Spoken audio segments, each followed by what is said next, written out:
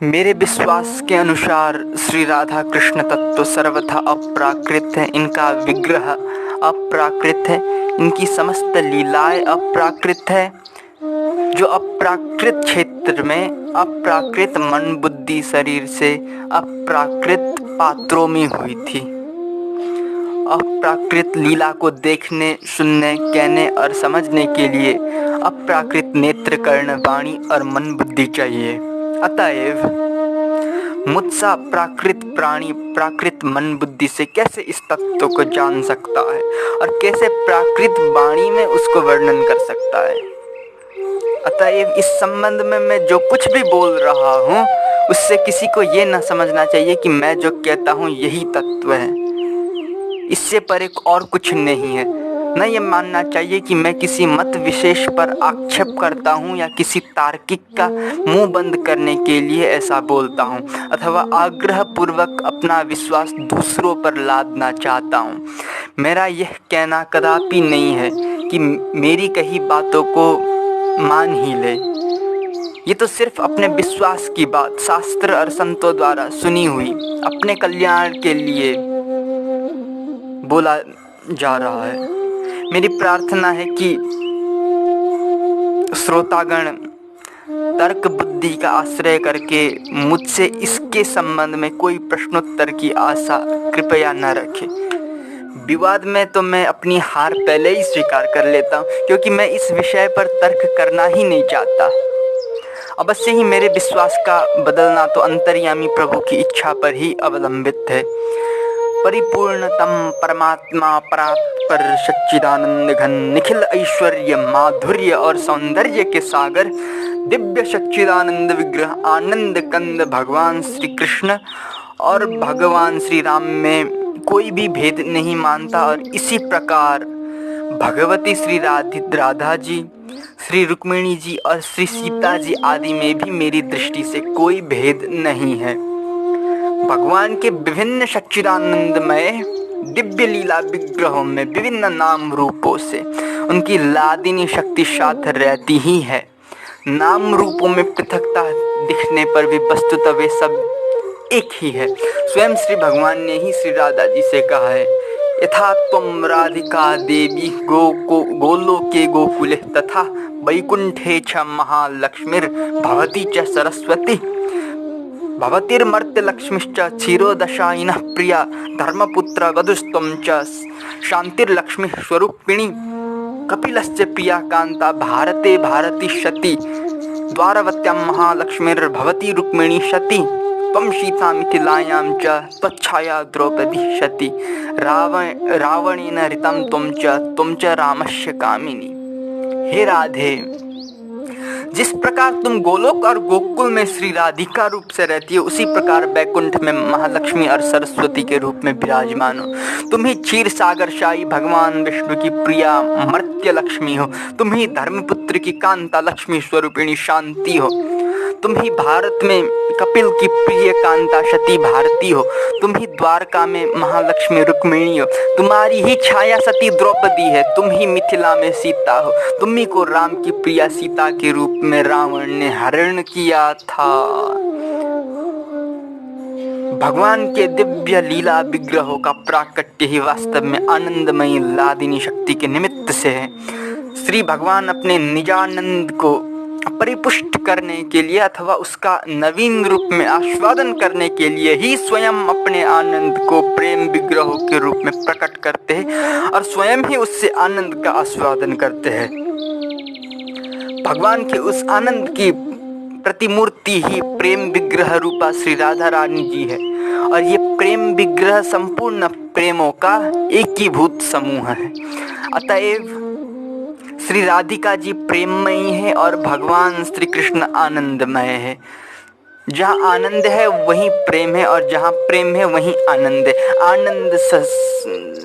आनंद रस सार का घनीभूत विग्रह श्री कृष्ण है और प्रेम सार की घनीभूत मूर्ति श्री राधा रानी है। अतएव श्री राधा और श्री कृष्ण का बिछोड़ कभी संभव ही नहीं। न श्री राधा के बिना श्री कृष्ण कभी रह सकते और न श्री कृष्ण के बिना श्री राधा जी। श्री कृष्ण के दिव्य आनंद विग्रह की स्थिति ही दिव्य प्रेम विग्रह रूपा श्री राधा जी के निमित्त से है। श्री राधा रानी ही श्री कृष्ण की जीवन स्वरूपा है और इसी प्रकार श्री कृष्ण ही श्री राधा जी के जीवन है।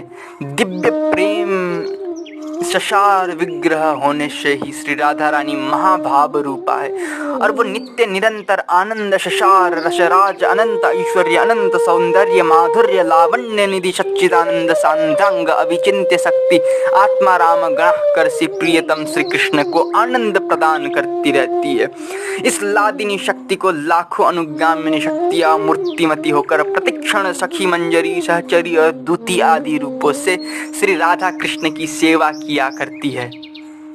श्री राधा कृष्ण को सुख पहुंचाना और उन्हें प्रसन्न करना ही इनका एकमात्र कार्य होता है। इन्हीं का नाम श्री गोपीजन है। नित्य आनंदमय नित्य तृप्त नित्य एक रस कोटि कोटि ब्रह्मांड विग्रह पूर्ण ब्रह्म परमात्मा में सुखेच्छा कैसे हो सकती है? ये प्रश्न युक्ति संगत प्रतीत होने पर भी इसी को सिद्धांत नहीं माना जा सकता। भाव और प्रेम परमात्मा से पृथक वस्तु नहीं है। प्रेमाश्रय का भाव प्रेम विषय में और प्रेम विषय का भाव प्रेमाश्रयों में अनुभूत हुआ करता है। श्री गोपीजन प्रेम का आश्रय है और श्री कृष्ण प्रेम के विषय है। श्री गोपियों का अप्राकृत दिव्य भाव ही परब्रह्म में दिव्य सुखेच्छा उत्पन्न कर देता है।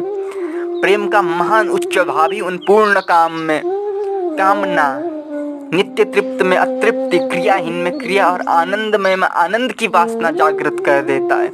अवश्य ही ये सुखेच्छा कामना अतृप्ति क्रिया या वासना जड़ इंद्रिय जन्य नहीं है। इस मर्त्य जगत की मायामयी वस्तु नहीं है, क्योंकि ये वह दिव्य आनंद और दिव्य प्रेम अभिन्न है। श्री कृष्ण और श्री राधा रानी सदा अभिन्न है। भगवान कहते हैं यथा त्वं च तथा हम च भेदो ही नावयो ध्रुवम यथा क्षीरे च धावल्यम यथाग्नौ दाहिकाः शति यथा पृथिव्यां गन्धश्च तथा हम त्वयि संततम ब्रह्म वैवर्त पुराण। जो तुम हो वही मैं हूँ, हम दोनों में किंचित भी भेद नहीं है। जैसे दूध में सफेदी, अग्नि में दाहिका शक्ति और पृथ्वी में गंध रहती है, उसी प्रकार मैं सदा तुम में रहता हूँ।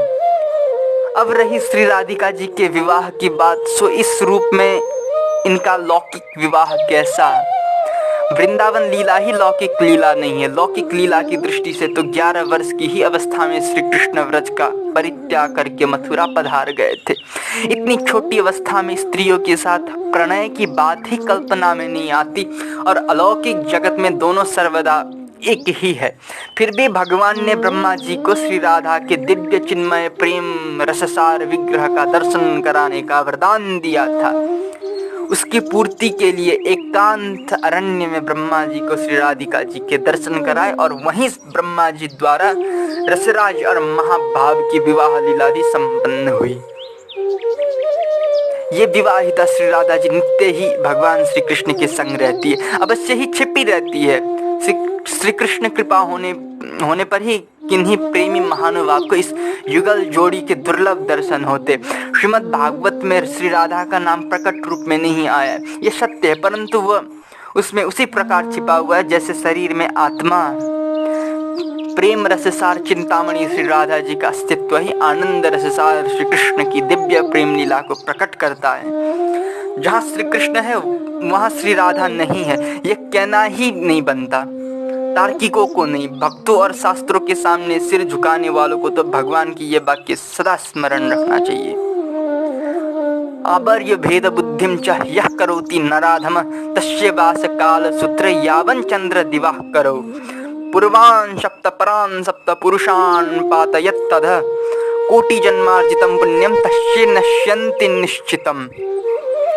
अज्ञानादावयो निन्द्रां ये कुर्वन्ति नराधम पंचन्ते नरके घोरे यावत् चंद्र दिवाह करो ब्रह्म वैवर्त पुराण। जो नराधम हम दोनों में अर्थात श्री कृष्ण और श्री राधा में भेद बुद्धि करता है, वो जब तक चंद्र सूर्य रहते हैं तब तक के लिए काल सूत्र नामक नरक में रहता है। उसके पहले के 7 और पीछे के 7 पुरुष अधोगामी होते और उसका कोटि जन्मार्जित पुण्य निश्चय ही नष्ट हो जाता है। जो नराधम अज्ञान व हम लोगों की निंदा करते हैं वो पापात्मा भी चंद्र सूर्य की स्थिति काल तक घोर नरक भोगते। अब रही गोपियों के प्रेम के शुद्ध होने की बात, इस पर रास पंचाध्यायी का ये श्लोकार्थ स्मरण रखना चाहिए। रेमे रेमे सो ब्रज सुंदरी भीर्यथार्भकः स्वप्रतिबिंब विभ्रम। छोटे बालक जैसे अपने प्रतिबिंब के साथ खेला करते हैं वैसे ही रमेश भगवान ने श्री ब्रज सुंदरियों के साथ क्रीड़ा की। लीला रसमय आनंद कंद भगवान स्वभाव से ही प्रेम बसे, अतएव उन्होंने प्रेम भाव से ही अपनी आनंद स्वरूपा शक्ति द्वारा अपने ही प्रतिबिंब रूप प्रेम स्वरूपा महाभागा गोपियों के साथ क्रीड़ा की। उनका तो ये आत्मरमण था और गोपियों का इनमें श्री कृष्ण सुख ही एकमात्र उद्देश्य था। अतएव प्रेममयी गोपी और आनंदमय श्री कृष्ण की ये लीला सर्वथा कामगंध शून्य थी। गोपियों का प्रेम अच्युत पराकाष्ठा का भाव था, इसी से उसे रूढ़ महाभाव कहते हैं। इसमें जितेंद्रिय तृप्ति की इच्छा के संस्कार की भी कल्पना नहीं थी। ये इस जगत की काम क्रीड़ा नहीं थी, ये तो दिव्य आनंदमय पवित्र प्रेममय जगत की अति दुर्लभ रहस्यमय लीला थी, जिसका रसास्वादन करने के लिए बड़े बड़े देवता और सिद्ध महात्मा गण भी लालायित थे। कहा जाता है कि इसीलिए उन्होंने ब्रज में आकर पशु पक्षियों तथा वृक्ष लता पत्ता के रूप में जन्म लिया था। श्री गोपियों के इस काम शून्य प्रेम भाव को श्री कृष्ण कांता शिरोमणि श्री राधा रानी के महाभाव को और निजानंद में नित्य तृप्त परमात्मा में सुखेच्छा क्यों उत्पन्न होती है और कैसे उन्हें प्रेम रूपा शक्तियों के साथ लीला करने में सुख मिलता है, इस बात को समझने समझाने का अधिकार श्री कृष्णगत प्राण भजन परायण प्रेमी रसिक भक्तों को ही श्री कृष्ण कृपा से प्राप्त होता है। मुझ जैसा विषयी मनुष्य इस पर क्या कहे सुने। मेरी तो हाथ जोड़कर सबसे यही प्रार्थना है कि अपने मन की मलिनता का आरोप भगवान के पवित्र चरित्रों पर कोई कदापि ना करे और शंका छोड़कर जिसको भगवान का जो नाम रूप प्रिय लगता हो, जिसकी जिसमें रुचि हो, भगवान के दूसरे नाम रूप को उससे नीचा न समझकर बल्कि अपने ही इष्ट देव का एक भिन्न स्वरूप समझकर अनन्य भाव से अपने इस इष्ट की सेवा में लगे रहे।